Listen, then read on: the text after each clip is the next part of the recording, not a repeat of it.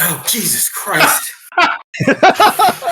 Welcome back, students, to another episode of Dorkology101. I'm Tony. I'm Mark. Brandon. And I'm Paul. Today we're going to talk about how to avoid being anally violated in prison. Oh, wait, no, that's not that. Wait, what? Wait a minute, that's not that podcast. It's another one. Don't worry about that. Hold on, I got to get my notes for that one. I'll send you mine. Now, we're going to talk about bad movies we love anyway. I had a lot of fun with this one, actually. I think there was actually more bad movies that I loved than I thought there was, actually. When I originally came up with the idea for this one, I was like, I had like 3, and I'm not going to go through all of my list, but because I wasn't sure what you guys might have, so like I have a full list just in case. Oh, I'm with you on that. Yeah, so I was just like, man, there's a lot of bad movies I like. Yeah, you'll pick same. up the void I will have because I'm not a movie buff, so I don't watch a lot of movies. So I actually had to you'll pick look up at from some lists. I did too. No, don't feel bad about that. I have so many movies in my library that I was like, I don't know what should I go for. So I was like, you know what? I'll just look at a list and pick out the movies. And that's when I realized, I'm like, Jesus, man, I have a lot of movies that are bad. Clearly, they're bad movies that I love. Like, I really get a kick out of them. I accept that they're bad. I know exactly why they're bad. It's just I don't care. I get a kick out of them. Let's crack on and see what's on everyone's list. Why don't you guys get it started? Who wants to go first? you can. Usually the rotation is Mark. Oh, okay. Well, I only have one movies because the rest of the stuff I watch is like Lord of the Ring kind of crap and stuff like that. It's a So bad movie. No, I'm just kidding. Not bad. Well, there is The Hobbit. Oh, okay, yeah. I did not even watch The Hobbit, but no, the only movie I could really think of was Reign of Fire. Oh, yeah, that is. Ooh. No, Yeah. hold on, wait. Rain of Fire isn't that bad. I I like would it defend and it. you bad. It's But- not that bad. It's not that bad, I agree. I actually enjoyed it a lot, but it's bad compared to the movie I normally watch. Okay, well, can I ask it? Is this because there's 2 different types of Rain of Fire? Is it the Rain of Fire with dragons? Yes. Yes. Okay. Of course it is. Okay, I had to make sure because there's another one of a whole other genre. That's why. Okay. Yes. But yes, That's the one with dragon. They wake up a dragon from his deep, deep sleep, like I am after a night shift at work, and he goes on a fucking rampage and just procreating and rampaging through the human world. It's so bad. it is. It really is. It is bad, but the action is so good. Yeah, I enjoyed Put it. it that way, the 6-year-old that I was when I first watched it, I was like, holy fuck, there's dragon. You were Why 6? Why are my nipples so hard? What? The? No, what? Did I say that? Did I say that all Let's have night? a conversation about why you say certain things and don't realize it. I'm more disturbed by the fact that he was only 6. I feel real old. I was wondering about that too. I was like, was it? I felt like I was older than that when it came Yeah, out. I think it came out in, for some reason, 1996, I believe. As we all go to Oh, the Google. fuck, no, never mind, I was 12. When Okay, I was like, wait a minute. Okay. it was in 2002. But yeah, still. Is it better now, Brendan? College though. It's a little better now. Now my brain go, oh, okay. All right, I just want to make sure because yesterday I was watching Paul's stream here, and we did mention that a real Dorkology101 podcast without Brendan sending me to the corner or having a timeout is not a real episode. I just I had to haven't bring sent it. you to the corner yet, so we'll see. Believe me, you will. Okay. But yeah, no, it was like the movie was bad. They had like decent actor too in it, but I don't know. I don't know if it was the CGI or just like the cheesy everything about it was, but I don't know. It's been a while. I need to watch it again. The effects were really good, though. I mean, For the time. Yeah. Yeah. For I the just scope of the thought movie. The whole concept it was such a ridiculous concept. How fought dragons didn't make any sense. Like everything about it was so just out of control. And It just is not a good movie. But I got a kick out of it. Like when the American soldier movie. just like with the axe just fucking threw himself at the dragon. Best part. Exactly. Jumping off things. I'm like, come on, man. This is ridiculous. I mean, how do you're not Kratos from God of War. Huh? You're not Kratos, or whatever it's called, the guy from God of War. Yeah, You're just a freaking soldiers. But it was a cool movie. It was cool. Just I definitely wouldn't rate it high.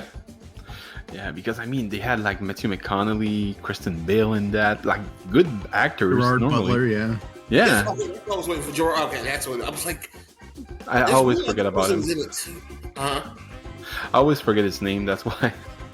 Who was the lead in that? Was that it was Kristen Bale. Was Kristen Bale the lead? Yeah. Man. Yeah. He one was of the those 12. movies no one He was He Quinn. must have bulked up to that role. Because I remember him being kind of big, like kind of. I mean, he was the main guy. He was the kid that saw his mother wake the fucking dragon. Oh wait, no, maybe I'm thinking of the dude that like trained him or whatever. Who ends up diving off and like gets swallowed by a dragon in midair or something like that. No, that's the American soldier that came later on when he was like an adult. Okay. Yeah. I'm trying to put the pieces together in my brain. I haven't seen this thing, I think, since college. I like rented it from the library. I had nothing going on, so I rented like 8 movies. Oh, there's Dragon. I'm breaking that one. One of them I ended up keeping. I found it years later. It was like, it had like a library sticker on it. It was like, please return back. Like, I was like, I guess that's not happening. That's just the proof the movie was so good, even the library didn't want it back. I think it was Rookie of the Year, which I love, by the way. That's a great movie. Pushing on forward. Brandon, what you got, man? Got a couple of them, but this had to lie, a lot of them. But I'm gonna start with a really bad one. Ooh, I look forward. In the black community, we all know this movie, and we've all had to suffer through it. It's called It's a Low Down Dirty Shame. Oh, okay, man, that's a throwback. Oh, that's why I went. Let me. A low down. What's the name? It's literally it's from the black perspective of a really bad cop movie.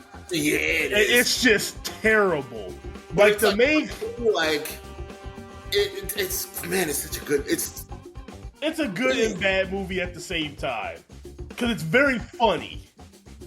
Don't get me wrong. If you watch this movie as an adult now, you'll just die laughing because now you get everything. Man, there's one scene in that movie that, like, I was watching, like, when I think of my dad, like, watching movies with my dad, that movie is the one that comes up. I remember laughing, just falling off the couch laughing when, was it Huggy Bear? I forget what the guy's name was. He had just got out of prison after, like, I don't know, like 40 years or 30 years or something like that. And he was from, like, the disco era. And he comes back, then like it's the 90s or something like that now. He goes to go buy like what he thinks is like the hippest clothes imaginable. You know, for his era time is like platform shoes with fish in it, a long, pimp. I think it was like a bird yellow pimp coat and hat and walking cane and everything. Man, he thought he was the flyest man on the block. He starts walking and shit. Everyone like he's pumped up, walking with all this flavor, and everyone's just like laughing their asses off. And then the shoes start breaking because the platform shoes with fishes in them. The idea in the first place is just ridiculous. Stupid. Oh my god, dude! The scene, like he's walking and the shit's like collapsing because he's trying to like get away from the people laughing at him, and it's just he's collapsing. The whole scene is absolutely just tear-jerkingly funny. I just have no clue what that movie is. My favorite scene in that movie is when the main character pulls a gun on the pimp to tell him to stop. Yes. And the pimp not only takes the gun, he then proceeds to bitch slap him and says, "What is wrong with you? This is my job. Go get one." I literally fell out laughing. Like, did he really he took your gun, disrespected you, then pimp slapped you and said, "Go get a job." That movie was insanely. That movie was basically to explain it for people who may not understand. Imagine a black version of, say, Airplane.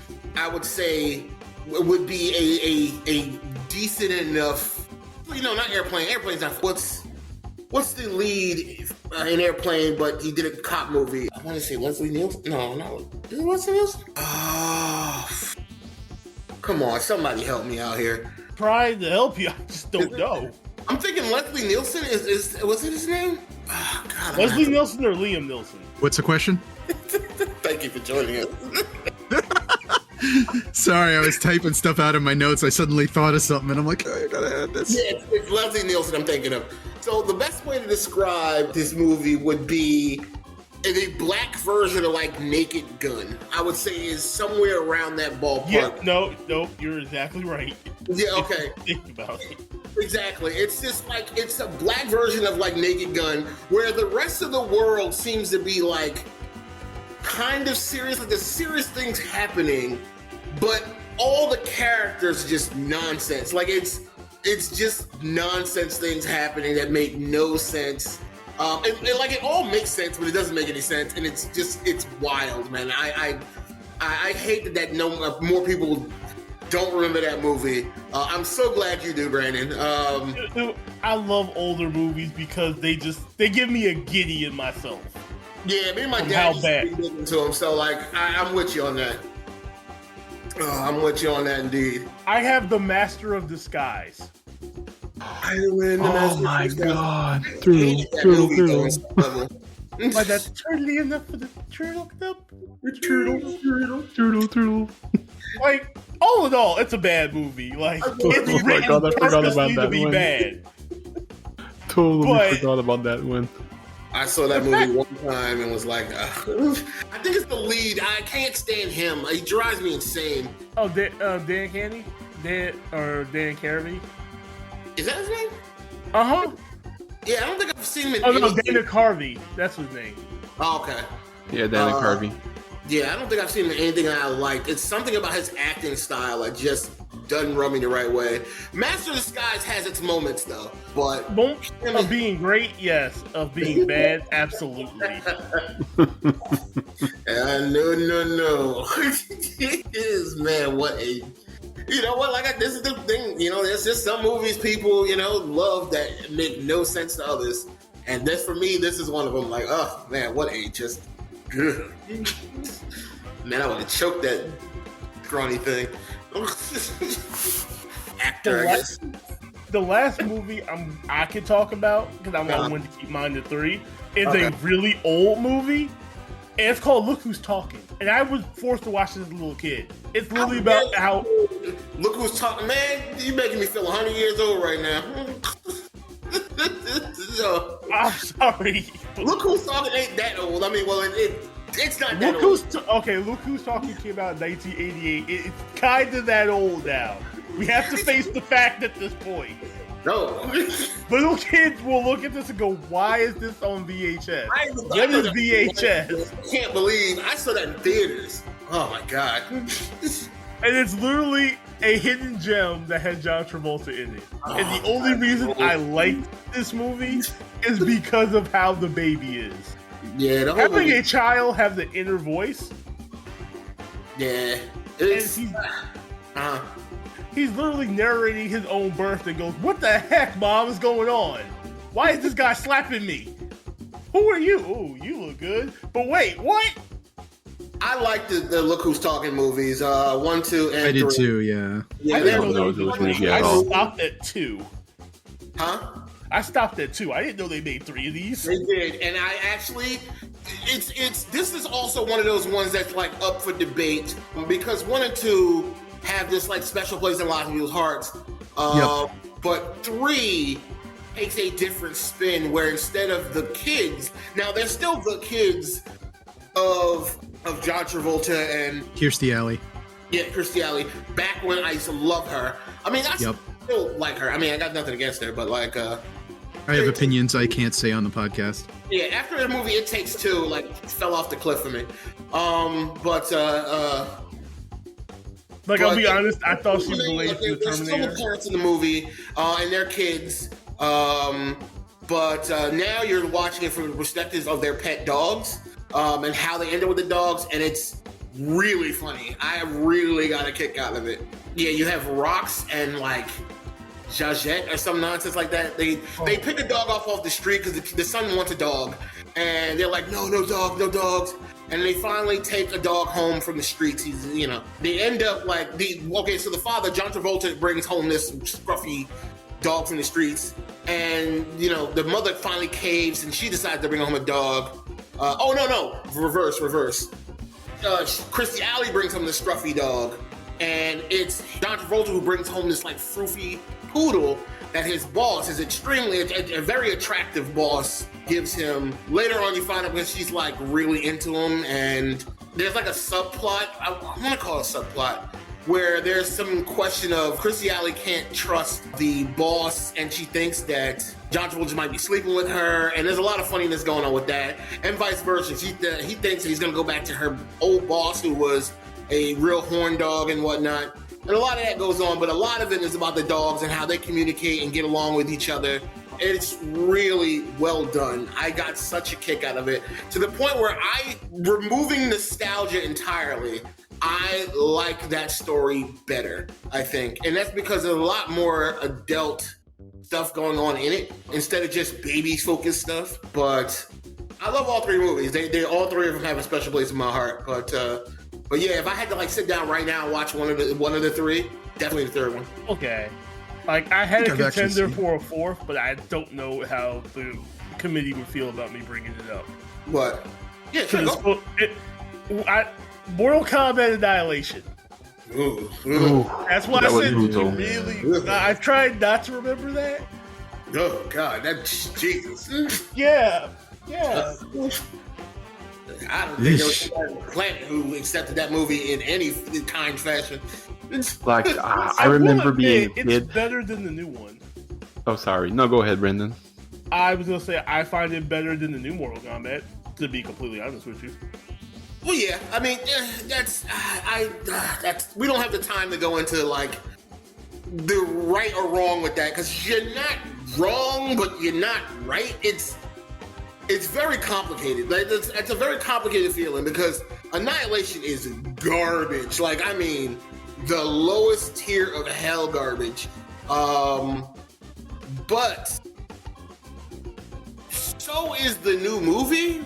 But at least that one is building into a story. This one was pretty much just all right, let's get all the people together. They have some basic fights and things happen, but everyone now understands the concept of Mortal Kombat, right? Right, okay. Now, from this point forward, we can really get into the stuff. At least that's what we're being promised, is that the next movie is where they get into all the actual cool stuff. That was essentially promised in the first movie, but yeah, I'm not going to get into that. So yeah, I agree with you, but at the same time, I'm willing to give the newer movie some wiggle room, because the way they're saying about this movie is that, this was kind of the origin story movie, and then the good stuff comes later. So we'll see what happens with the good stuff. If the quote-unquote good stuff isn't good stuff, then I'll just have to outright agree with you, because at least the Annihilation has the benefit of nostalgia, at least. Like, in some fashion, I'm like, I remember how bad that movie was. It was a real bad movie, and we can all clown about it. Can't clown about this movie, the new one. I'm too old at this point. I demand a proper Mortal Kombat movie in this day and age, with all the technology we have now. We can demand all we want. We also wanted another movie to be like this, but we're not allowed to talk about that one. I refuse. It doesn't exist. All right. You know what I'm talking about, sir. That's why I'm like, it doesn't exist. Might be on somebody's list. We'll see. All right, Paul, what you got, man? This one's gonna be pretty low-hanging fruit for anyone who's fans of like classic science fiction movies, because I'm a big fan of like really old sci-fi, because I love how they tried to predict what was gonna happen like years down the road to basically like our time, and they were totally wrong. This movie is from the late 1950s, Plan 9 from Outer Space, directed by the big robot with the eye. Am I thinking of the right one? I don't think so. I'm thinking of another one. That might be Forbidden Planet with Robbie the Robot. Maybe. With Leslie Nielsen? My dad growing up, but like I was pretty young, so some of that stuff was like kind of all like hazes together and shit. Like Yeah. But Plan 9 from Outer Space, for fans of science fiction and especially really, really awful movies, this is low-hanging fruit. It was directed by Ed Wood, who is recognized as one of the worst directors in the history of filmmaking. You have in the cast Vampira? Mm-hmm.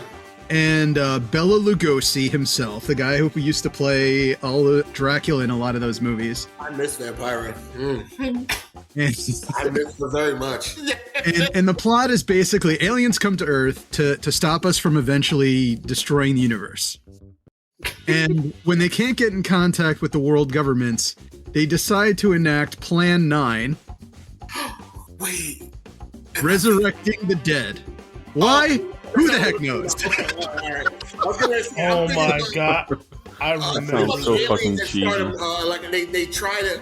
I think I forget. We'll get to it. But I gotta check this. That sounds insane. It is so good.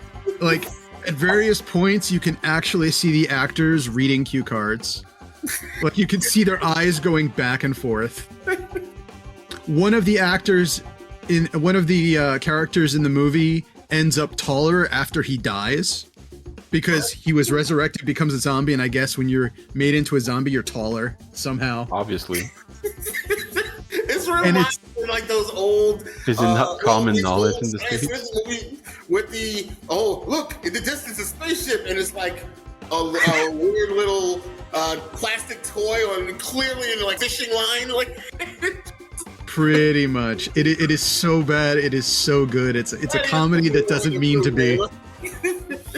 Any sci-fi back in the 50s or any time before I'd say the 80s was pretty rough. Like I mean, like I'd even say I'd give the 70s a pass. But yeah, any time before that, you were dipping your toes in some pretty horrible things.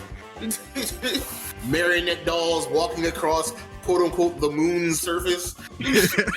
okay, but let's be fair, they did have a technology restraint back then. Oh yeah, they did, and I applaud them because obviously they are the reason we're able to help step forward into where we are today.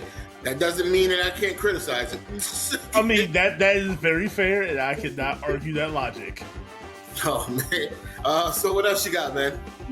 Okay, there was another one is a movie from 1991. It was made for HBO. I think I was on my computer. It was late at night. Shocking, I know. Ooh. And I'm flipping through the channels, and I land on HBO, and the movie looked interesting, and I ended up sticking with it, and I enjoyed it. It was kind of campy, but it was really good. Wedlock, starring Rutger Hauer, plays a diamond thief who is betrayed by his best friend and fiance. Ends up doing time in an experimental prison. And the thing that makes it experimental is like every 2 convicts are linked with this explosive collar. If anyone tries to escape or they get too far from the person they're linked to, the collar blows up. The catch is no one knows who they're linked to. Oh fuck. So if you get too far from someone and it starts beeping, and both of them will start beeping, so you can get back to them, and you'd think that like they'd use that to try to figure it out, but this is movie logic. So like I said, he got betrayed by his friends and turned into the cops after he does like this major diamond heist, but no one knows where he stashed the diamonds. And so, like, the warden of the prison wants to find out where he has the diamonds, so he sticks the guy in like a one of those isolation tubs. What is it? Is it hyperbolic? No. It's where they're like laying in water and it's closed. You can't hear from anything outside. Deprivation tanks. Yeah, it's called deprivation tanks. I think. You're right. Deprivation chamber. That is exactly what it is. And eventually him and the person he's linked to end up escaping, and it's a crazy, campy film. I love it. It's cheesy as hell, but it's so much fun. I'm looking at the pictures of it now, and yeah, it's... Everything you say about it seems pretty on the money. I guess I will kind of speed run a few of mine. We're gonna start off with Batman and Robin, baby. Really? That's I'm walking with you in this That conversation movie now. is hilarious, man. It is. God, I love that movie. I fucking love that movie. It. I know it gets so much hate, but I love it. Oh, I gotta do this, Tony. What killed the dinosaurs? Yes, The Ice Age. Oh God. Oh. Joel Schumacher destroyed Batman in film. puns upon puns, and I love it. I know people are like, oh, Arnold's a terrible Mr. Freeze. No, he's not. He's the perfect Mr. Freeze. He's ridiculous, and I love it. And I hate that Schumacher gets so much. I hate that Schumacher gets so much hate for these movies because it's not his fault. This is what the studio asked for because Tim Burton's second Batman movie, Batman Returns, was hated by parents. It was an amazing movie, but parents hated it because it was too violent. And I'm not gonna lie, after a rewatch, it is surprisingly is a pretty violent movie that is supposed to be for children. But at the same time, really? You compare it to the first Batman movie.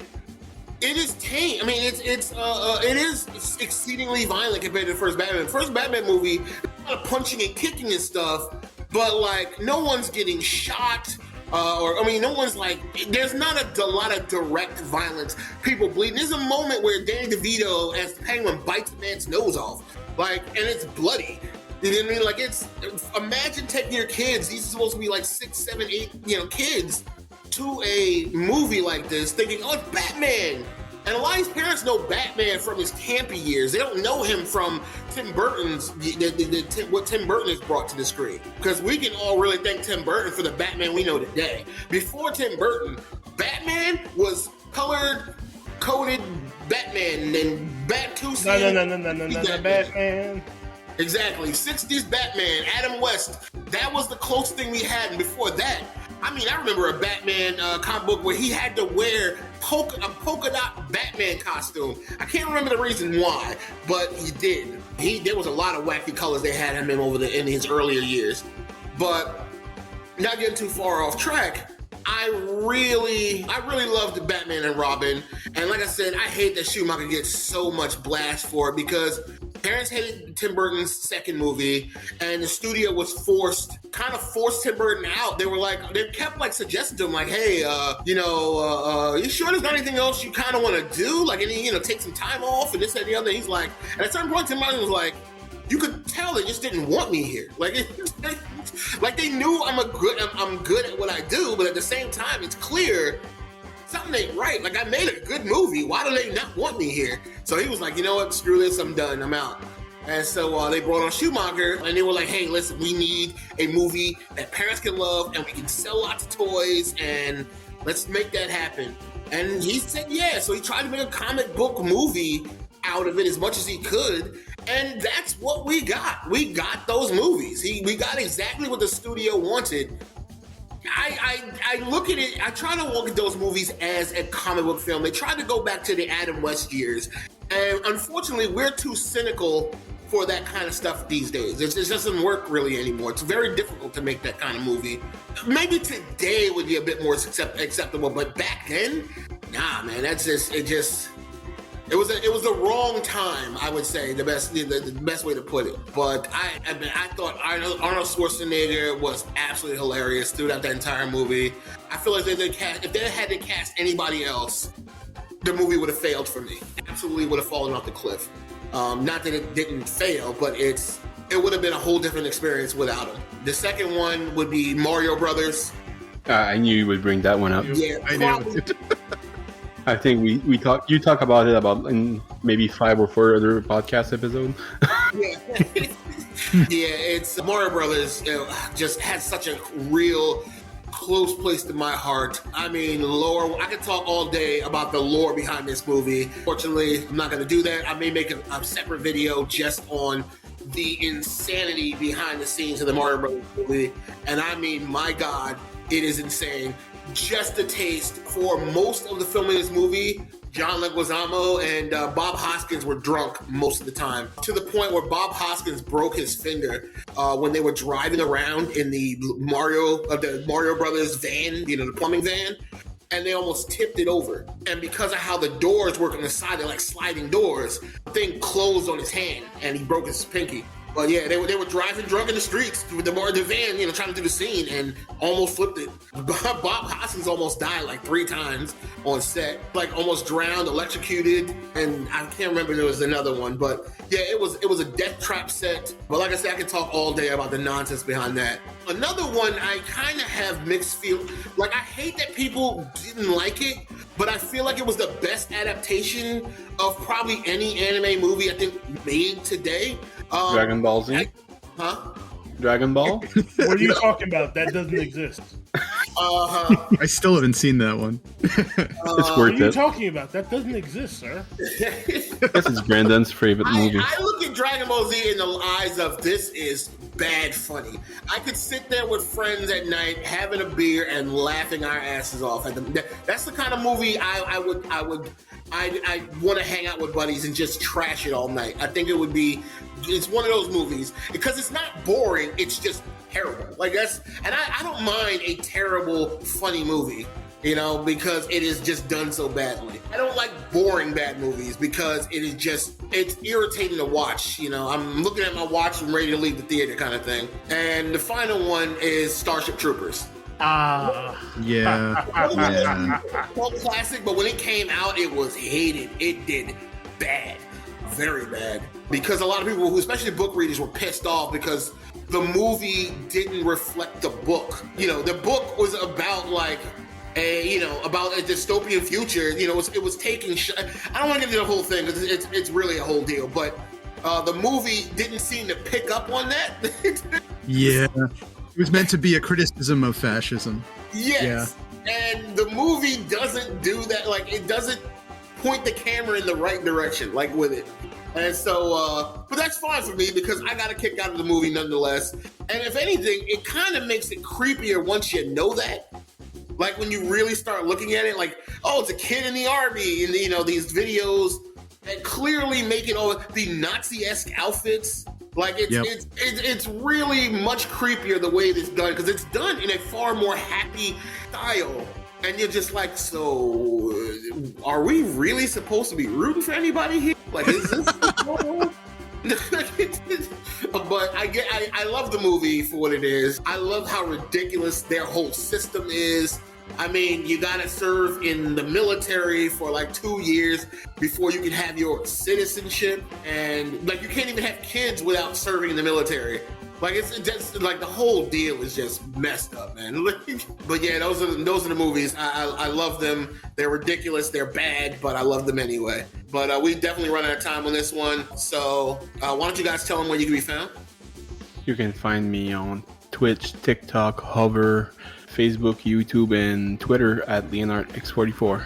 You can find me on Twitch, Twitter, XPad, YouTube, Hover, and Twitch at American Blackout. And you can find me on Twitch, Twitter, YouTube, Facebook, any of the major platforms on either ELEMWIZ, that's Elamwiz, or Elamwiz Gaming. And as always, you can find me, Superstar Senpai, on Twitch, Twitter, and of course, YouTube. As always, I want to thank everybody for coming out. As always, I get just such a blast doing this with you guys. I look forward to our next video. Thanks again for listening. I guess that's class dismissed.